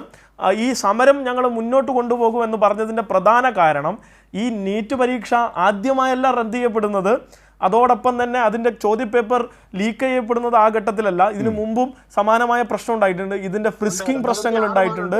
110 തവണ രാജ്യത്ത് കഴിഞ്ഞ ഘട്ടത്തിൽ ധർമ്മേന്ദ്ര പ്രധാൻ തന്നെ, ഈ സർക്കാർ തന്നെ ഭരിച്ചുകൊണ്ടിരിക്കുമ്പോൾ പേപ്പർ ലീക്കുകൾ ഉണ്ടായിട്ടുണ്ട്. അതോടൊപ്പം CBSE പരീക്ഷ നല്ല നിലയിൽ ഇത്തവണ നടന്നിട്ടില്ല. OSMലൂടെ വന്നിട്ടുള്ള പ്രശ്നം, ഒരു കരിനിയലിൽ വന്നിട്ടുള്ള കരിമ്പട്ടികയിൽ ഉൾപ്പെടുത്തിയിട്ടുള്ള ഒരു കമ്പനിക്കാണ് നിങ്ങളുടെ സർക്കാർ പരീക്ഷാ മൂല്യനിർണ്ണയം നടത്താനുള്ള അധികാരം കൊടുത്തത്. കോംപാക്ട് എന്ന് പറയുന്ന ഹൈദരാബാദ് ബേസ്ഡ് കമ്പനിക്ക് 388 കോടി രൂപയാണ് ടെൻഡർ. പക്ഷേ അതേ കമ്പനിയെ കണ്ണൂർ യൂണിവേഴ്സിറ്റി, കേരളത്തിലെ ഒരു സർവകലാശാല ബ്ലാക്ക് ലിസ്റ്റ് ചെയ്തതാണ്. അത് തിരിച്ചറിയാൻ രാജ്യത്തെ CBSE കഴിഞ്ഞില്ല. അപ്പോൾ എന്താ പ്രശ്നം? ഈ സിസ്റ്റം പൂർണ്ണമായി തകർന്നിരിക്കുന്നു എന്ന് തന്നെയാണ് കഴിഞ്ഞ ദിവസങ്ങളിൽ ഇതേ ചർച്ചയ്ക്ക് വന്നിരുന്ന ABVPയുടെ, അങ്ങ് പിന്തുണക്കുന്ന രാഷ്ട്രീയ പാർട്ടിയുടെ അതേ RSSന്റെ രാഷ്ട്രീയ സംഘത്തിൻ്റെ വിദ്യാർത്ഥി സംഘടനാ നേതാവ് ഇവിടെ വന്ന് പറഞ്ഞത് അതായിരുന്നു. അപ്പോൾ നമ്മൾ മനസ്സിലാക്കേണ്ടത് എന്താ? ഈ രാജ്യത്തിൻ്റെ വിദ്യാഭ്യാസ പ്രക്രിയയെ പതിയെ ഇല്ലാതാക്കിക്കൊണ്ടിരിക്കുകയാണ്. അടുത്ത ഘട്ടത്തിൽ രാജ്യത്ത് അവതരിപ്പിക്കാൻ വേണ്ടി തീരുമാനിച്ചിരുന്ന VBSA ബിൽ, വികസിത് ഭാരത് ശിക്ഷ അഭിയാൻ, എന്തായിരുന്നു ആ ബില്ലിൻ്റെ അടിസ്ഥാനം? ഈ രാജ്യത്തെ UGC തൊട്ട് ഈ പറയുന്ന NTA ഉൾപ്പെടെയുള്ള എല്ലാ സംവിധാനങ്ങളെയും ഒറ്റ കുടക്കീഴിൽ കൊണ്ടുവരാനുള്ള ഒരു സംവിധാനം. ഈ രാജ്യം തന്നെ തകർന്നു പോയനെ, ഈ വിദ്യാഭ്യാസ പ്രക്രിയ തന്നെ ഇല്ലാതായനെ അത് പാസ്സാക്കപ്പെട്ടാൽ. അതിൽ NTA ഈ പറഞ്ഞ നിങ്ങളുടെ NDA ഗവൺമെൻറ്റിൻ്റെ മുന്നണിയിൽപ്പെടുന്ന രാഷ്ട്രീയ പാർട്ടികൾ അതിനെ എതിർത്തപ്പോൾ, തെലുങ്ക് ദേശം പാർട്ടി പോലുള്ള പാർട്ടികൾ അതിനെ എതിർക്കുമ്പോഴാണ്, അതിനെ എതിർത്തതിൻ്റെ പശ്ചാത്തലത്തിലാണ് ആ നിലയിലേക്ക് കാര്യങ്ങൾ വീണ്ടും ചർച്ച ചെയ്യാമെന്ന അവസ്ഥയിലേക്ക് വന്നത്. അതിനെതിരെ സമരം ഉണ്ടാകും എന്ന് തന്നെയാണ് ഞങ്ങൾ പറയുന്നത്. ഈ നീറ്റുമായി ബന്ധപ്പെട്ട് അതിനെ വീണ്ടും ഡീസെൻട്രലൈസ് ചെയ്യണം എന്നതിനെ സംബന്ധിച്ച് സമരം ഉണ്ടാകും. അതോടൊപ്പം തൊഴിൽ നിയമം ഈ രാജ്യത്ത് സുപ്രധാനമായി വന്ന് കൊണ്ടിരിക്കുന്ന ഒരു വിഷയമാണ്. അതിനെ സംബന്ധിച്ച് സമരം ഉണ്ടാവും. കർഷക തൊഴിലാളികൾ അതുമായി ബന്ധപ്പെട്ട് സമരത്തിലേക്ക് വരുന്ന ഘട്ടം ഉണ്ടാവും. സമരം അവർ നേരിടുകയാണ്. പ്രത്യേകിച്ച് നിങ്ങൾ അമേരിക്കയ്ക്ക് ഈ രാജ്യത്തിൻ്റെ മുഴുവൻ അവകാശങ്ങളും എഴുതി കൊടുക്കാൻ വേണ്ടി തീരുമാനിച്ചിരിക്കുന്ന ഘട്ടത്തിലേക്ക് കാര്യങ്ങൾ മാറുമ്പോൾ ആ ഘട്ടത്തിൽ ജനങ്ങൾ സമരത്തിലേക്ക് ഇറങ്ങുന്നുണ്ട്. അങ്ങനെ രാജ്യത്തെമ്പാടുമുള്ള മുഴുവൻ ജനവിഭാഗവും സമരത്തിലേക്ക് ഇറങ്ങേണ്ട അവസ്ഥ വരികയാണ്. വൻതോതിലുള്ള തൊഴിലില്ലായ്മ, അങ്ങേക്ക് അറിയില്ലേ? അങ്ങയുടെ വീട്ടിലുണ്ടാവില്ലേ കുട്ടികൾ? എത്ര പേർക്ക് രാജ്യത്ത് സെൻട്രൽ ഗവൺമെൻറ്റിൽ നിന്ന് ജോലിക്ക് കയറാൻ പറ്റും? എന്താണ് റെയിൽവേ റിക്രൂട്ട്മെൻറ്റ് ബോർഡിൻ്റെ അവസ്ഥ? എന്താണ് പൊതുമേഖലാ സ്ഥാപനങ്ങളുടെ അവസ്ഥ? ഇതൊക്കെയും നമുക്കറിയുന്ന കാര്യമല്ലേ? അതോടൊപ്പം ഈ രാജ്യത്തിലെ വിശ്വാസികൾ, നിങ്ങൾ വോട്ട് നേടാൻ വേണ്ടി ഈ രാജ്യത്തെ മതവിശ്വാസികളെ ഉപയോഗിക്കുന്ന വിധത്തിലുള്ള വർഗീയവാദം വിറ്റുതുലച്ചും അത് വിറ്റ് ഈ രാജ്യത്തുണ്ടാക്കുന്ന വോട്ട് ബാങ്കുകൾ, ആ വോട്ട് ബാങ്കുകൾ സൃഷ്ടിക്കുന്ന രാമക്ഷേത്രം ഉൾപ്പെടെയുള്ള പ്രതീകങ്ങളിൽ നിന്ന് കട്ട പണവുമായി ബന്ധപ്പെട്ട് ജനങ്ങൾക്കുള്ള ആശങ്ക, വിശ്വാസികൾക്കുള്ള ആശങ്ക, അവർ നേതൃത്വം കൊടുക്കുന്ന സമരം. ഈ പറഞ്ഞ ഋഷിവര്യന്മാരൊക്കെ നാളെ തെരുവിൽ ഇറങ്ങില്ലെന്ന് ആര് കണ്ടു? കാരണം എന്താ? രാജ്യത്തെ ഏറ്റവും വലിയ വിശ്വാസത്തിൻ്റെ പ്രതീകമായി നിങ്ങൾ ഉയർത്തിക്കൊണ്ടുവന്ന, സംഘപരിവാർ ഉയർത്തിക്കൊണ്ടുവന്ന രാമക്ഷേത്രത്തിൽ നിന്ന് പണം അപഹരിക്കപ്പെട്ടിരിക്കുന്നു, അതിൻ്റെ സ്വത്തുവകകൾ ഇല്ലാതായിരിക്കുന്നു. അങ്ങനെ എല്ലാ വിഭാഗം മനുഷ്യരും അജിറ്റേറ്റഡ് ആണ്. അപ്പോൾ സ്വാഭാവികമായും സമരമുണ്ടാകും. ആ സമരം എന്തോ വലിയ പ്രശ്നമാണ്, സമരം ചെയ്യുന്നവരൊക്കെ കൊള്ളില്ല എന്നൊക്കെ പറയുന്നത് ഭയങ്കര ബോറാണ്. അങ്ങനെയൊന്നും പറയരുത്. പിന്നെ ഇതിനൊക്കെ ഒരു പിന്തുണയില്ല, ഇതിനൊക്കെ ഒരു രാഷ്ട്രീയ മുഖമില്ല എന്നൊക്കെ പറയുന്നത് വെറുതെയാണ്. ഇവരൊക്കെയും കൃത്യമായ രാഷ്ട്രീയമുള്ളവരാണ്. ഇതിനൊക്കെയും രാഷ്ട്രീയപരമായിട്ടുള്ള പ്രത്യയശാസ്ത്രപരമായിട്ടുള്ള ധാരണകളുള്ള ആളുകളാണ്. യുവാക്കളും വിദ്യാർത്ഥികളും ഒക്കെ ആ നിലയിൽ എന്നാണ് ലോകത്ത് നടക്കുന്നതെന്ന് തിരിച്ചറിഞ്ഞതാണ്. ഈ സമരവും ആ നിലയിൽ ഇടത് വിദ്യാർത്ഥി സംഘടനകൾ കൃത്യമായി അതിന് നേതൃത്വം കൊടുക്കാൻ മുന്നിലുണ്ടായിരുന്നു. അങ്ങ് അതിനെക്കുറിച്ച് ഒരാശങ്കയും ഉണ്ടാക്കേണ്ടതില്ല. അതോടൊപ്പം ഇവിടെ പറഞ്ഞിട്ടുള്ള പല കാര്യങ്ങളുണ്ട്. ഈ രാജ്യത്തെ മീഡിയാസ്, ആ മീഡിയാസിൻ്റെ ഇപ്പോൾ അർണബ് ഗോസ്വാമിമാർ കേരളത്തിലുമുണ്ട്. ഏഷ്യാനെറ്റിലെ വിനു വി ജോണിനെ പോലെ, മനോരമയിലെ പത്രമാധ്യമ ആളുകളെ പോലെ വിനു വി ജോൺ MA ബേബിയെ വിളിച്ചത് എട്ടുകാലി മമ്മൂഞ്ഞെന്നാണ്.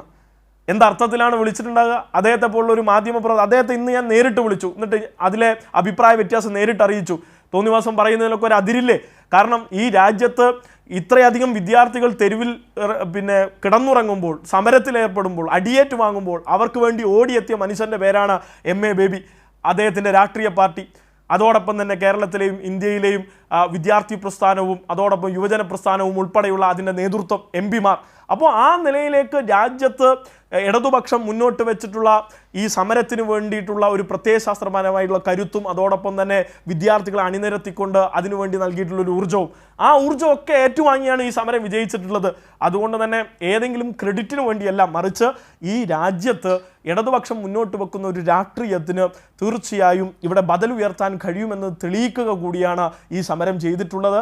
അതോടൊപ്പം തന്നെ ഏതെങ്കിലും പേപ്പർ ന്യൂസിൽ വാർത്ത വരാനോ ഈ അർണബ് ഗോസ്വാമിമാരോ ഈ പറഞ്ഞ കേരളത്തിലെ അർണബ് ഗോസ്വാമിമാരോ ഇതൊക്കെ പറയാനും വേണ്ടിയല്ല, മറിച്ച് രാജ്യത്തിൻ്റെ ഭാവി, ഈ രാജ്യം ഉയർത്തിപ്പിടിക്കുന്ന ഭരണഘടനാ മൂല്യങ്ങൾ, ആ ഭരണഘടനാ മൂല്യങ്ങൾക്ക് ഈ നാട്ടിൽ നിലനിൽക്കാൻ കഴിയുമെന്നുള്ള ഒരു വലിയ ആത്മവിശ്വാസമാണ് നമ്മൾ കൊടുത്തത്. നോക്കൂ, എത്ര IPS ഉദ്യോഗസ്ഥന്മാരാണ് ജയിലിൽ കിടക്കുന്നത്. സഞ്ജീവ് ഭട്ട് എന്ന പ്രതീകം നമ്മുടെ മുന്നിൽ നിൽക്കുകയല്ലേ?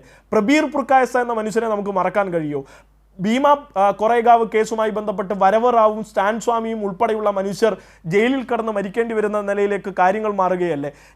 സ്റ്റാൻ സ്വാമിക്ക് സംഭവിക്കുന്നത് എന്താണെന്ന് നമ്മൾ കണ്ടതല്ലേ? ഒരു വിദ്യാർത്ഥിയെ ഒരു സമരം നടത്തിയതിൻ്റെ പേരിൽ ഇപ്പോഴും UAPA ചാർത്തി ജയിലിൽ കിടത്തിയിരിക്കുകയല്ലേ? ജാതിയുടെയും മതത്തിൻ്റെയും പേരിൽ സർവകലാശാലയിൽ നടക്കുന്ന ഈ അധികാര ധ്വംസനങ്ങൾ നമ്മൾ കണ്ടതല്ലേ? അങ്ങനെ എത്രയെത്ര മനുഷ്യരാണ് കൽത്തുറങ്കിൽ അടച്ചത്? അമിത്ഷായ്ക്കും മോദിക്കുമെതിരെ തെളിവ് കൊടുത്തതിൻ്റെ പേരിലാണ് സഞ്ജീവ് ഭട്ട് ഇന്നും കിടക്കുന്നത്. പ്രബീർ പുർക്കായസ്തെ രാജ്യത്തെ തന്നെ ഏറ്റവും പ്രധാനപ്പെട്ട ഒരു മാധ്യമ പ്രവർത്തകനെ സത്യം വിളിച്ചു പറഞ്ഞതിൻ്റെ പേരിലാണ് ഇവർ വേട്ടയാടിയത്.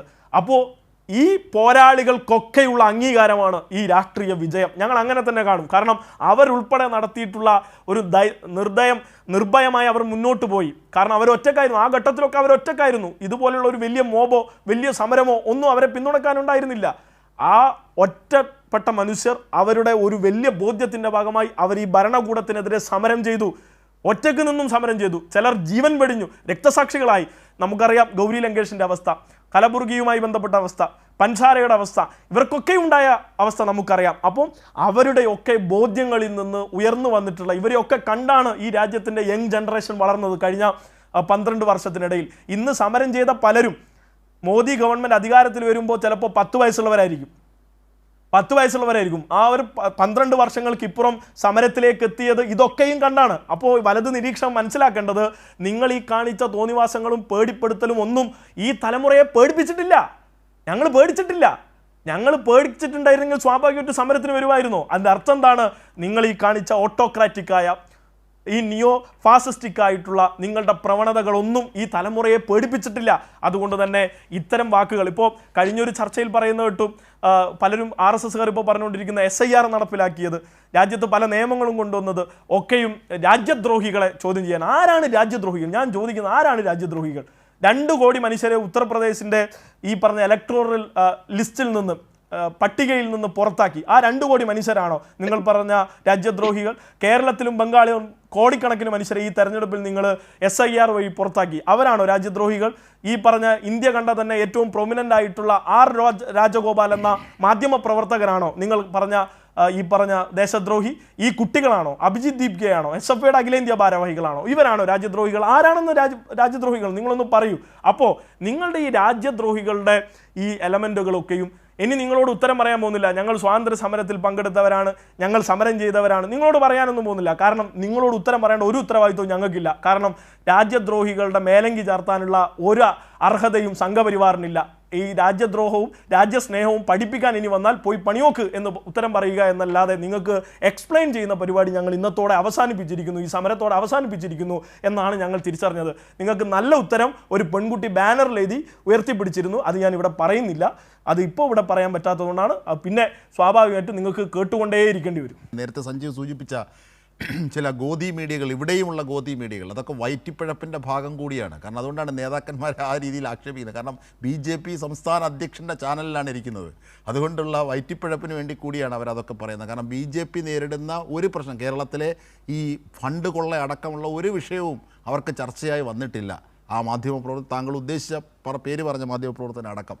അപ്പോൾ അതുകൊണ്ട് ആ വയറ്റിപ്പിഴപ്പ് കൂടിയാണത്. കാരണം ആ മുതലാളിയുടെ ചാനലിൽ ജോലി ചെയ്യുന്നു എന്നത്. ഇപ്പോൾ അഡ്വക്കേറ്റ് സുഭാഷ് ചന്ദ്രൻ നോക്കൂ, അശുതോഷ് രംഗയുടെ ട്വീറ്റാണ്. Special thanks to SFI, AISF, ISA and other students organisation for their support എന്ന് പറഞ്ഞുകൊണ്ട് അവർ പരസ്യമായി ദീപ്കയും ഇട്ടു.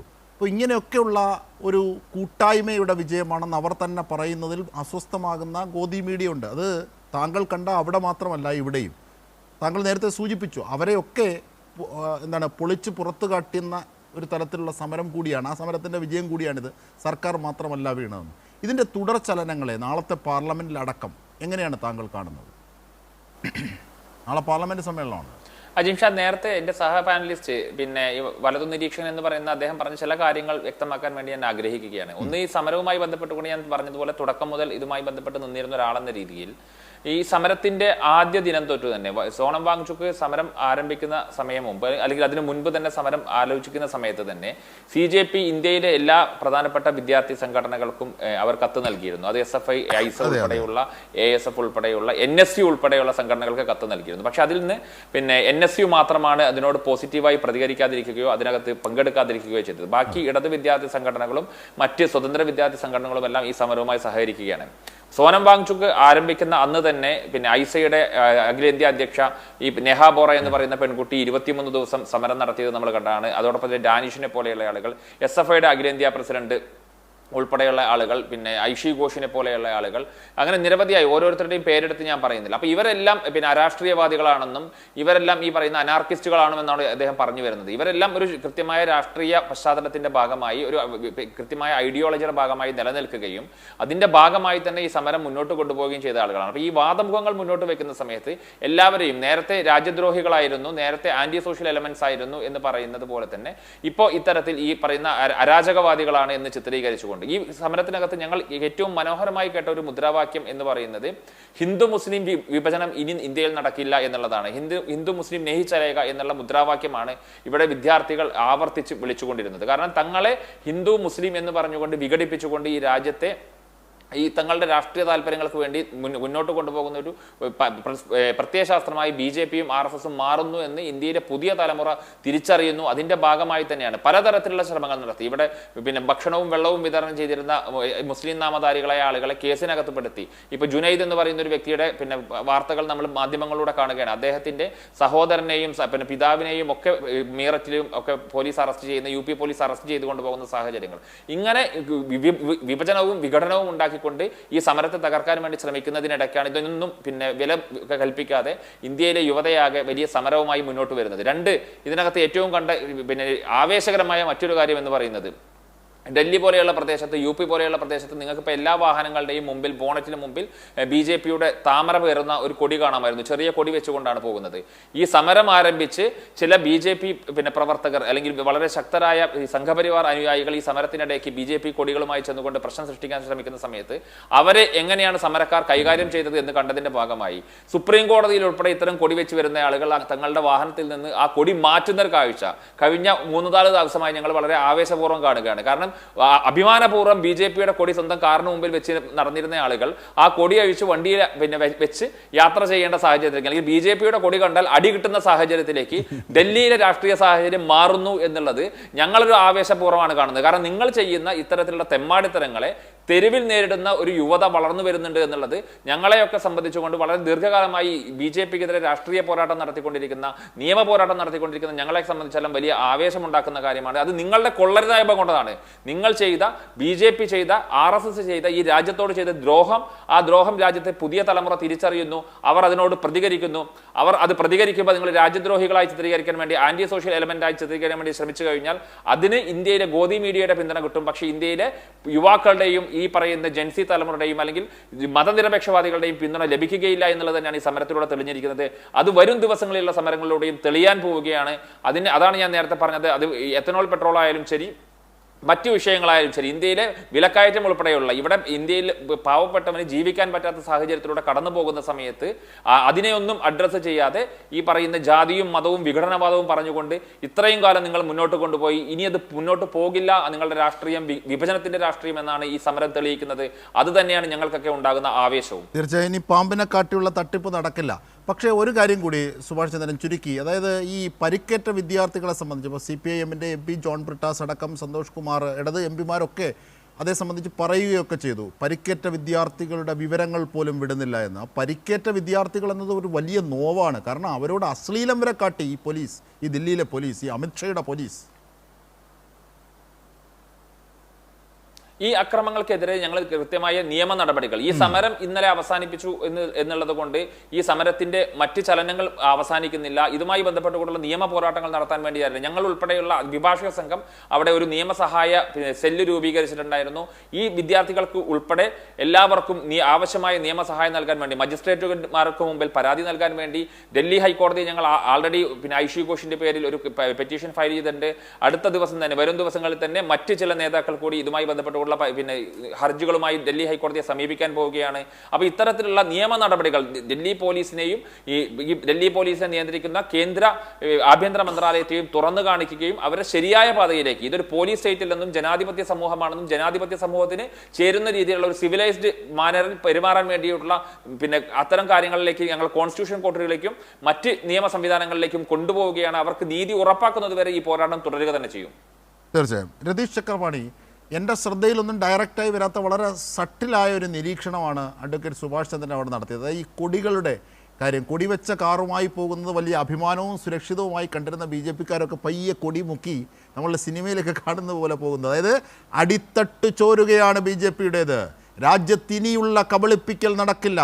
അതിൻ്റെ സന്ദേശത്തിൻ്റെ പ്രതികരണമാണ് ആ നിരീക്ഷണം. അതൊരു ചെറിയ കാര്യമല്ല, അതൊരു സട്ടിലായ വളരെ ശക്തമായൊരു നിരീക്ഷണമാണ്. രതീഷ് ചക്രവാണി.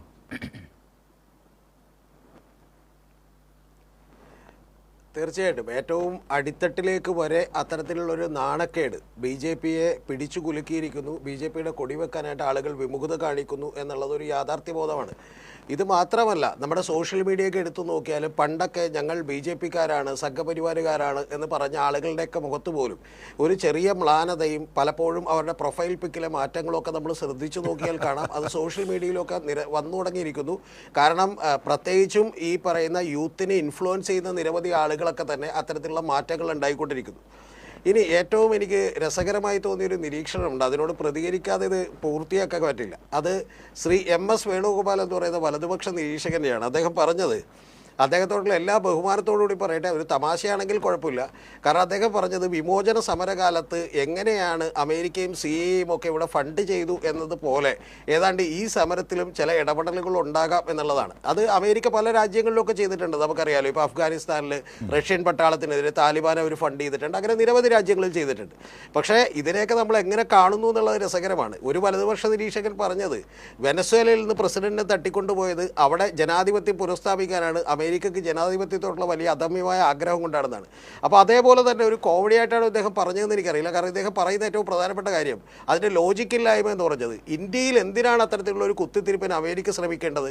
കാരണം അമേരിക്ക പറഞ്ഞാൽ എവിടെ നിന്നാണ് ഓയിൽ വാങ്ങേണ്ടതെന്നും എപ്പോഴാണ് യുദ്ധം നിർത്തേണ്ടതെന്നും എപ്പോഴാണ് കാര്യങ്ങൾ പുറത്തു പറയേണ്ടതെന്നും എപ്പോഴാണ് ഞങ്ങളുടെ തീരുമാനങ്ങൾ അനുസരിച്ച് പ്രവർത്തിക്കുന്ന ഒരു ഭരണകൂടവും ഉള്ളപ്പോൾ എന്തിനാണ് അവർ ഒരു ഭരണകൂടത്തിനെതിരെ പ്രവർത്തിക്കാനായിട്ട് ആർക്കെങ്കിലുമൊക്കെ പണം കൊടുക്കുകയോ അല്ലെങ്കിൽ അവർ ഇൻഫ്ലുവൻസ് ചെയ്യുകയോ ഒക്കെ ചെയ്യേണ്ടത് എന്ന് പറയുന്നത് ഒരു വാലിഡായിട്ടുള്ള ചോദ്യമില്ലേ ശ്രീ വേണുഗോപാലെ? അപ്പോൾ അതുകൊണ്ട് ഇതൊക്കെ ഇങ്ങനെ പറയുന്നത് എന്താണ് യാഥാർത്ഥ്യം അതൊന്നും പറഞ്ഞു. ഇനി അടുത്തത് മറ്റൊരു കാര്യം കൂടി പറയാം. അത് പറയുന്നിടത്തൊപ്പെടും. പിന്നെ എന്തിനാണ് അവർ എന്ത് ചെയ്തത്? ഒരു ഭരണകൂടത്തെ മാറ്റാൻ വേണ്ടി ശ്രമിക്കുന്നത്? അതിൻ്റെ ആവശ്യമില്ലല്ലോ. ഇപ്പോൾ ഷെയ്ഖ് ഹസീനയെ മാറ്റാൻ വേണ്ടി ശ്രമിച്ചു എന്ന് പറഞ്ഞാൽ നമുക്ക് മനസ്സിലാക്കാം അതിൽ അമേരിക്കയുടെ താല്പര്യങ്ങൾക്ക് അവർ വിരുദ്ധമായിട്ട് നിന്നു. ഇവിടെ എന്താണ് വിരുദ്ധമായിട്ട് നിൽക്കുന്നത്? ഇവിടെ ശരിക്കും പറഞ്ഞിട്ടുണ്ടെങ്കിൽ ഒരു പെൺകുട്ടി പ്രസംഗിക്കുന്നത് ഞാൻ കേട്ടു. അതായത് അമേരിക്ക പറഞ്ഞിട്ടുണ്ടെങ്കിൽ 10 തവണ ഇമ്പോസിഷൻ എഴുതാൻ പറഞ്ഞാൽ 101 തവണ ഇമ്പോസിഷൻ എഴുതുന്ന ഒരു ഗവൺമെന്റിനെ മറിച്ചിടാൻ വേണ്ടി എന്തിനാണ് അവർ ശ്രമിക്കുന്നത്? അതുകൊണ്ട് അങ്ങനെ ഒരു അടിസ്ഥാനം.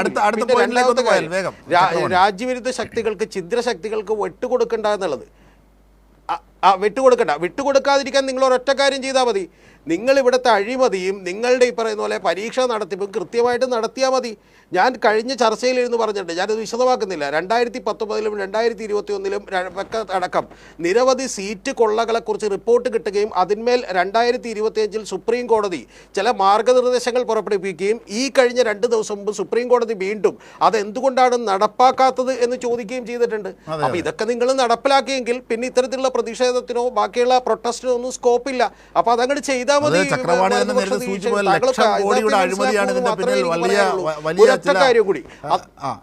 പാഠശാലകളൊക്കെ വഴി നടത്തുന്നത്. അപ്പോൾ അവർക്കൊന്നും ചെയ്യാനാകില്ല. പെട്ടെന്ന് കംപ്ലീറ്റ് ചെയ്യും. പെട്ടെന്ന് ഒരു വാചകം കൂടി. ഇപ്പം ഇവിടെ കഴിഞ്ഞ 2 ചർച്ചകളിലും പി എസ് സഞ്ജിത്ത് പറഞ്ഞിട്ടുള്ള ഒരു കാര്യം എന്ന് പറയുന്നത് കോപ്ടെക് എഡ്യൂടെക് എന്ന് പറയുന്ന സ്ഥാപനം, ആ സ്ഥാപനം യഥാർത്ഥത്തിൽ എങ്ങനെയാണ് ആ കോപ്ടെക് എഡ്യൂടെക് എന്ന് പറഞ്ഞ സ്ഥാപനത്തിൻ്റെ പേര് മാറ്റിയത്? അതിൻ്റെ ആദ്യത്തെ പേര് ഗ്ലോബറീന ടെക്നോളജീസ് ആയിരുന്നു.